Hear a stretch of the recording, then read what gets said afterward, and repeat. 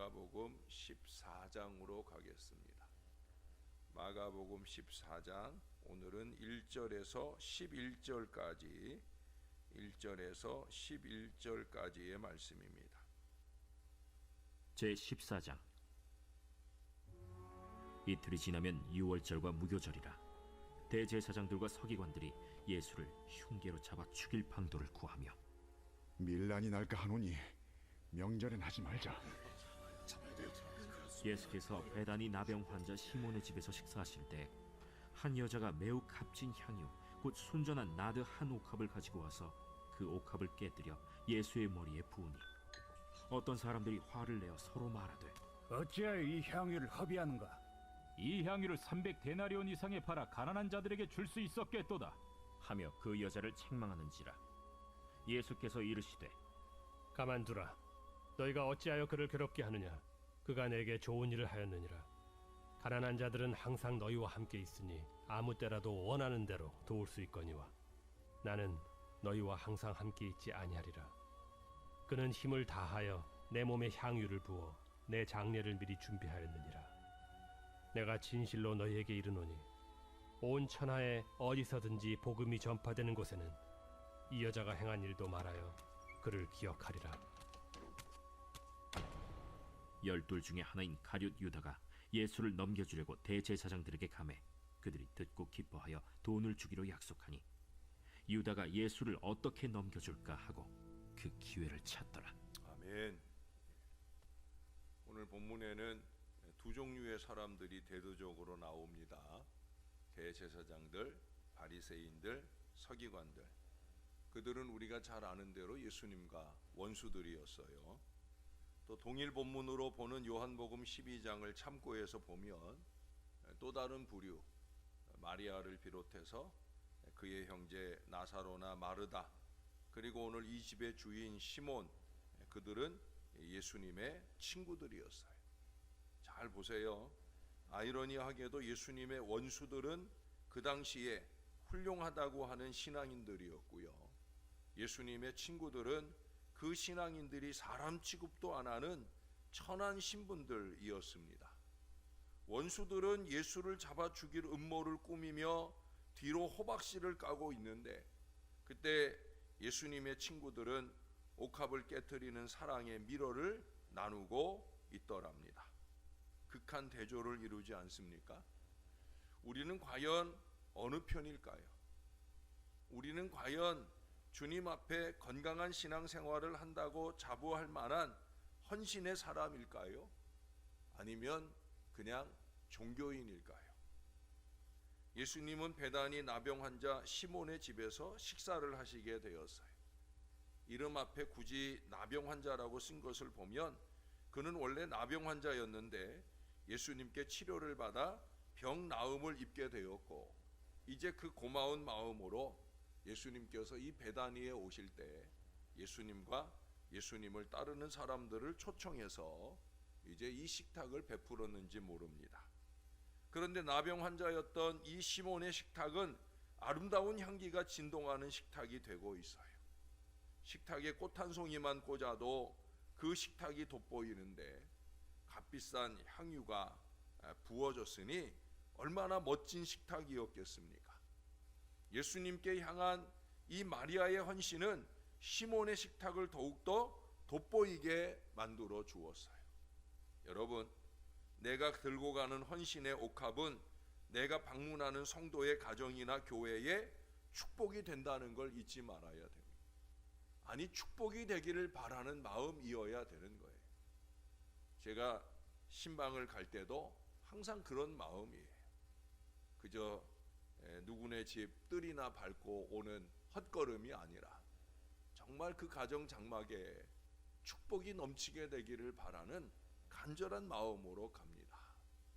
여러분들도 이 교회를 위해서 헌신할 때마다 그 헌신이 무엇이든지 간에 그렇게 이 교회에 유익되도록 헌신할 수 있어야 되는 거예요.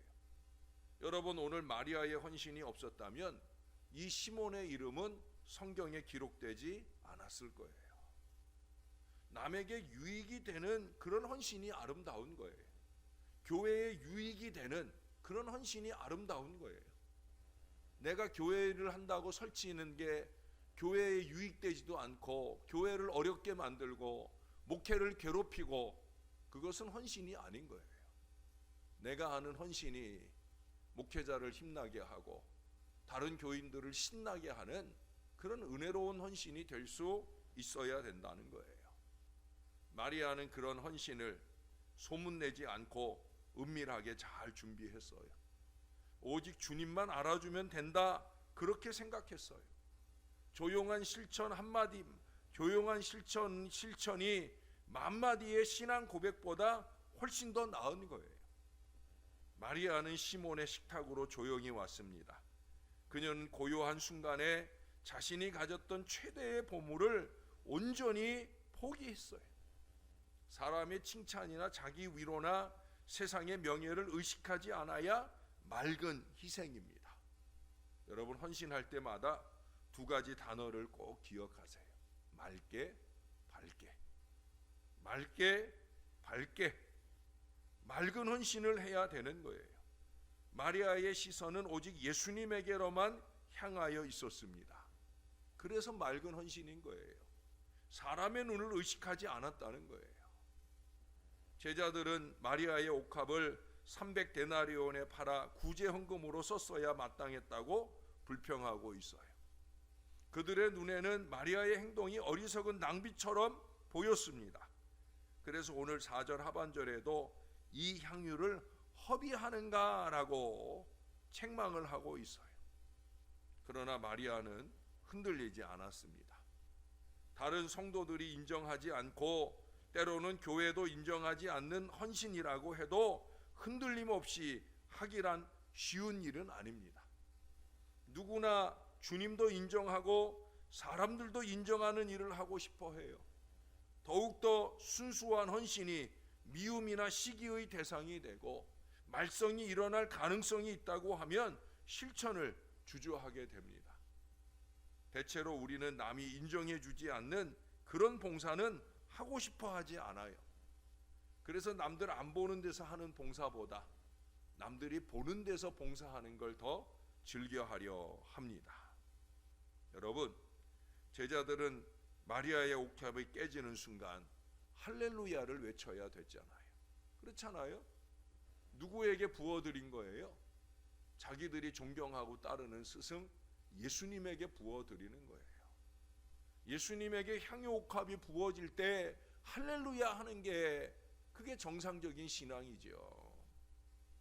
그러나 마리아는 그들 입으로 무안을 당하고 책망을 당했어요. 아마 이런 헌신이라면 누구나 안 하려고 할 것입니다. 그러나 마리아에게 중요한 것은 주님의 인정입니다. 사람들이 아무리 칭찬을 해도 주께서 나를 변호해 주시지 않는 일이라면 전혀 무익할 따름이다 라고 생각했을 거예요. 우리는 누구의 시선을 더 의식합니까? 옳다 인정함을 받는 자는 자기를 칭찬하는 자가 아니요 오직 주께서 칭찬하는 자니라. 고린도후서 10장 18절이 말씀합니다. 자기가 칭찬하는 사람이 아니란 말이에요. 주님이 칭찬하시는 사람이에요. 이만하면 됐지 이게 아니라는 거예요. 늘 부족하다는 마음으로 최선을 다하고 더 최선을 올려드리는 그런 믿음의 사람이 되어야 된다는 거예요. 그러기 위해서 마리아의 옥합만큼이나 교회 안에서 깨트려져야 하는 것이 있는데 그것이 바로 이 성경의 옥합입니다. 여러분, 성경이 깨져야 합니다. 이 성경이 항아리 안에 그저 담아두면 이 가치는 간직할지언정 그 향기는 우리가 맡을 수 없어요. 성경의 향기는 오늘 우리가 성경을 연 것처럼 이렇게 성경이 열리고 이 성경의 순수한 원리들이 쑥쑥 흘러나와야 그래야 우리가 맡을 수 있는 거예요. 여러분은 지금 하나님의 말씀을 듣는 것이 아니라 성경의 이 향유를, 이 냄새를 지금 맡고 계시는 거예요. 그러나 그것은 사람의 양심을 찌르기도 하고 커다란 돈벌이가 되는 불의한 일을 포기하게도 하고 눈속임을 중단하도록 자극하기도 하며 어두운 데서 짓던 죄를 중단해야 함을 의미하기도 합니다. 성경의 이 좋은 향이 내 삶 가운데 남아 있으려고 하면 내 삶에 얼룩져 있던 것들을 버려야 되는 거예요. 그게 성경이 깨트려지는 거예요. 성경이 깨지듯 우리의 잘못된 삶도 깨지고 달라져야 되는 거예요. 그것은 분명 쉬운 일이 아닐 겁니다. 그래서 사람들은 성경이 깨지지 않고 그냥 지금처럼 옥합 안에 갇혀 있는 상징성만 지닌 그런 성경이기를 소망합니다. 그러나 여러분, 저는 성경을 깨트릴 겁니다. 마구마구 부술 것입니다. 두고 보세요. 지금까지 30년 넘게 열심히 깨트려 왔고요. 앞으로도 계속해서 깨트릴 거예요. 성경을 깨트리고 또한 저와 여러분의 삶을 깨트려서 하나님이 맡으시기 좋은 향기를 내도록 그렇게 이 말씀의 사명을 감당할 거예요. 그래서 미리미리 준비하고 미리미리 여러분들에게 이 말씀을 전하려고 노력을 합니다. 그게 말씀의 종의 진정한 사명이기 때문이에요. 여러분 4절에 보면 어떤 사람들이라고 표현되어 있지만 마리아를 직접 꾸짖었던 사람은 가룟 유다였다고 요한복음 12장 4절부터 5절까지에 말씀합니다. 그는 가난한 사람들을 불쌍히 여겨 구제에 운운했지만 요한은 그가 도둑이어서 돈자루를 맡아 착복을 일삼았다고 그 다음 12장 6절에 폭로하고 있어요. 유다는 가난한 사람들을 구실 삼아 돈을 벌 기회를 놓쳤기 때문에 그것이 분한 거예요. 그러나 누가 가난한 자입니까? 주님은 마국간에 오셔서 이 세상에 빈몸으로 오신 가장 가난한 자예요. 마지막에 속옷까지도 다 내어주고 발가벗겨진 채 그렇게 하늘나라로 가시는 그런 우리 주님이셨어요.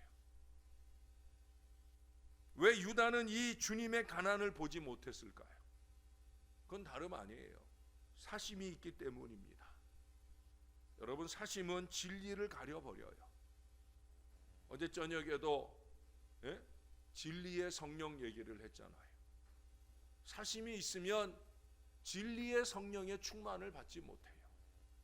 사심이 있으면 올바른 진리를 따라 행하지 못해요. 하나님의 뜻을 분별할 줄 몰라요. 사심이 무서운 거예요. 이 가룟 유다에 의하면 마리아는 300데나리온이나 되는 향유를 허비했어요. 그런데 여러분 오늘 보세요. 이 가룟 유다가 예수님을 팔아버리려고 은 30세겔에 주님을 팔아 소득을 얻었잖아요. 300데나리온의 어쩌면 10%일 수 있겠죠. 은 30세겔이니까 어쩌면 300데나리온의 가치만큼 지닌 그런 소득을 얻었을 수도 있을 거예요. 마리아가 자기에게 맡겨서 가난한 자들을 위해 헌신되었다고 하면 그러면 아마 예수님 팔 생각도 안 했을런지 모르죠. 자기가 가질 소득을 이 마리아가 허비했으니까 어쩌면 그에 대한 안갚음, 그에 대한 대가로 그는 이 은 30세겔에 예수님을 팔아버렸는지 모릅니다. 마리아는 돈을 썼고 유다는 돈을 벌었어요. 그러나 유다는 은 30세겔을 도로 내놓고 결국 목을 매달고 죽어버려요. 마리아는 허비했지만 생명을 얻었고요. 가룟 유다는 돈을 벌었지만 생명을 잃었습니다. 그런데 여러분, 예수님은 요한복음 17장 거기 예수 제자들을 위한 기도 가운데 이 유다를 언급을 해요. 거기 보면 이 유다를 가리켜서 멸망의 자식이라고 부르고 있어요. 재미난 게 뭔지 알아요? 여기 4절에 유다가 마리아에게 한 이 허비한다라는 이 허비라고 하는 말과 요한복음 17장 12절에 멸망의 자식이라고 할 때의 그 멸망이라는 단어가 원문을 보면 동일한 단어예요. 그러므로 유다는 멸망의 자식, 허비의 자식이에요. 마리아가 허비한 게 아니라 자기가 그동안 3년 동안 열심히 예수님 따라다녔던 세월을 허비해 버렸어요. 그는 허비의 자식, 멸망의 자식이 돼요. 여러분, 귀향의 새벽에 나오시면 이 나오신 시간을 허비하지 마셔요. 여러분, 귀향에 하나님을 위해 헌신하면 그 헌신의 시간을 허비하지 마셔요. 헌신한다고 한 일이 허비가 되고 멸망의 이유가 된다고 하면 이보다 억울한 일이 어디 있겠습니까? 그런데 오늘날 교회 안에 이 가룟 유다와 같은 어리석은 인생들이 너무나 많다는 거예요. 무엇이 허비인지를 모르고 있어요. 여러분, 허비를 잘 분별해야 합니다. 정말 하나님을 위하는 것, 그것은 허비가 아니에요. 자기 이기와 욕심과 치장과 자랑과 사심, 그것을 위하는 것이 허비예요. 아무리 겉으로 볼 때는 헌신의 모양을 갖추었어도 우리 하나님께서는 허비라고 생각하시고 멸망할 일이라고 생각을 하신다는 걸 우리가 잊지 말아야 됩니다. 마리아는 귀한 옥합 향유를 예수님께 부어드렸습니다. 시몬의 집은 아름다운 향기로 가득 찼어요. 그 향기가 얼마나 오랫동안 지속되었을까요? 그 향기가 지금도 전해지고 있잖아요. 코가 예민한 사람은 2000년이 지난 지금도 그 아름다운 향기를 맡고 있습니다. 어디 향기가 나십니까? 이 세상 일은 시간 속에 가라앉고 맙니다. 좋은 삶을 살았던 악한 삶을 살았던 다 잊혀집니다. 어떤 문헌에 그에 대한 기록이 남아있다 할지라도 그것은 그냥 기록일 뿐이에요.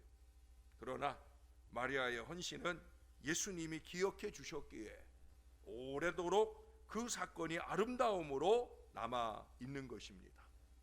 한순간 영웅으로 주목을 받았던 사람도 한 시대가 지나가면 쓸쓸하게 잊혀지고 말지만 우리 하나님께 바쳐진 아름다운 헌신은 영원토록 그 빛을 잃지 않습니다. 여러분, 어떤 사람이 의인이고 어떤 사람이 악인입니까? 선한 일을 하면 의인입니까? 악한 일을 하면 악인입니까? 마태복음 25장의 양과 염소의 비유를 보면 정확하게 알 수가 있어요. 거기 양들은, 선한 일을 행한 사람들은 주님께 행한 선한 일들을 너무나 당연하게 일상으로 생각을 했어요. 그 자기들이 행한 선한 일을 잊어버렸어요. 예수님께서 너희들이 소자들에게 한 것이 곧 내게 한 것이라 할 때 그들은 우리가 한 게 뭐가 있어요? 라고 그들은 그렇게 당연한 일을 구태여 기억조차 할 일이 없기 때문에 그냥 잊어버리고 말았어요. 그런데 염소는 달랐습니다. 그들은 별것 아닌 선행을 내세우며 권리를 주장하고 자기들이 하지 않은 일까지 불리고 늘려서 자랑을 삼으려 합니다. 바로 이 차이인 거예요. 선행을 드러내는 사람은 악인이고요, 선행을 당연히 여기며 기억조차 하지 않는 사람이 의인입니다. 그러나 마리아의 옥합은 이런 대가를 바란 것이 아니었지만 하나님이 기억해 주셨다는 거죠. 사랑하는 여러분, 교회 안에서도 옥합이 깨지는 소리는 널리 광고되지 않아야 됩니다. 그래서 저는 여러분들에게 큰 헌금은 무명으로 하는 게 좋다고 말씀을 드리잖아요. 주보에 이름이 나온 거 신경 쓰고 사람들에게 광고되고 박수 받는 거 염두에 두면 그 순간 하나님의 영광은 사라지는 거예요. 아무것도 아닌 게 되는 거예요. 사랑하는 여러분, 뿐만 아니라 어제의 옥합을 추억하지 말고요, 오늘 우리가 깨트려 드려야 할 새로운 옥합을 깨트릴 수 있어야 합니다. 어제 내가 이런 헌신을 했는데, 과거에 내가 이런 일들을 했는데 이거 꼽지 마시고요, 오늘 새로운 옥합을 깨트려서 주님께 부어드려야 된다는 거예요. 날마다 새로운 헌신으로 신선한 향기를 우리 예수님께 올려드리는 저와 여러분 아름다운 헌신의 백성들이 다 되시기를 우리의 구주 되시는 예수님의 이름으로 간절히 축원합니다. 기도하겠습니다. 좋으신 아버지, 우리의 예배 헌신이, 우리의 기도 헌신이, 우리의 크고 작은 땀 흘린 헌신들이 물거품이 되지 않도록, 허비가 되고 낭비가 되고 멸망의 이유가 되지 않도록 정신을 바짝 차리게 하여 주옵소서. 헌신한다고 하는 우리의 모든 헌신들이 주님이 기억하시는 바가 되고, 주님이 인정하시는 바가 되고, 주님만 칭찬하셔도 행복한 그런 헌신이 될 수 있도록 우리 안에 맑고 밝은 아름다운 헌신의 신앙이 분명하게 자리 잡게 도와 주옵소서. 예배를 영과 진리로 잘 드려야 아름다운 헌신입니다. 예배는 대충 드리고 우리가 아무리 사람들 보는데 이 모양 저 모양 헌신한다고 애를 써도 그건 다 헛일하는 것입니다. 예배 속 아름다운 향기 나는 복된 헌신의 역사를 주님 앞에 올려드리게 하시고, 예배 밖 우리의 헌신들도 더욱더 하나님만 바라보면서 최선의 헌신을 올려드리는 믿음의 백성들이 되게 하여 주옵소서. 내일은 거룩한 주일입니다. 이날을 위해서도 오늘 아름다운 헌신들이 있어질 터인데 그 모든 헌신들을 기뻐하시옵소서. 이름 없이 빛도 없이 행하는 일을 주님이 알아주시고 부족한 종이 알게 하시고 위하여 축복하는 일에 놀라운 역사를 경험하도록 주님이 은혜를 베풀어 주옵소서. 그리 아니하실지라도 나는 오늘 나의 헌신으로 아버지 하나님을 기쁘시게 할 그 간절한 마음으로 승리하는 저와 이 모든 자녀들 되어지게 은혜를 더하여 주시옵소서. 주님을 사랑합니다. 그래서 내일 거룩한 주일도 아름다운 헌신으로 영광 올려드리는 믿음의 주일을 잘 이루고 싶습니다. 꼭 승리하는 예배 헌신자들 다 되도록 오늘 우리의 육신이 잘 쉴 수 있게 은혜를 더하여 주시옵소서. 감사합니다. 사랑합니다. 예수님의 이름으로 기도합니다. 아멘.